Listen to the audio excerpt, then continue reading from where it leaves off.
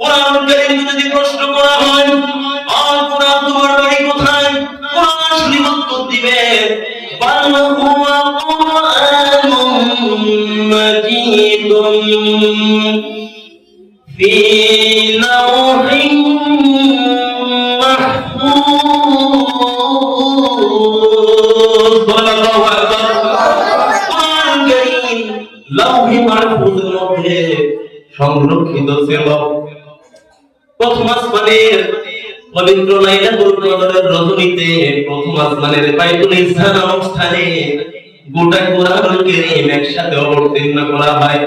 প্রিয় নবী সাল্লাল্লাহু আলাইহি সাল্লামের উপরে যখন জিবরাইল আলাইহিস সালামের মাধ্যমে কোরআন নাযিল হবে, এই নবী মুহাম্মদুর রাসূলুল্লাহ সাল্লাল্লাহু আলাইহি সাল্লাম হেরা গুহার মধ্যে মগ্ন ছিল। সৃষ্টি জগৎ নিয়ে উনি চিন্তা করতেছেন, উনি চিন্তায় হেরা গুহার মধ্যে। এমন অবস্থায় জিবরাইল আলাইহিস সালাতু ওয়াস সালাম মুহাম্মদুর রাসূলুল্লাহ সাল্লাল্লাহু আলাইহি সাল্লামের কাছে আসলেন, এসে বললেন ইকরা। বলেন নাকি ইকরা, পড়ুন। আল্লাহ রাসূল সাল্লাল্লাহু আলাইহি সাল্লাম বলল আমি তো পড়তে জানি না। আবার বললেন ইকরা, পড়ুন।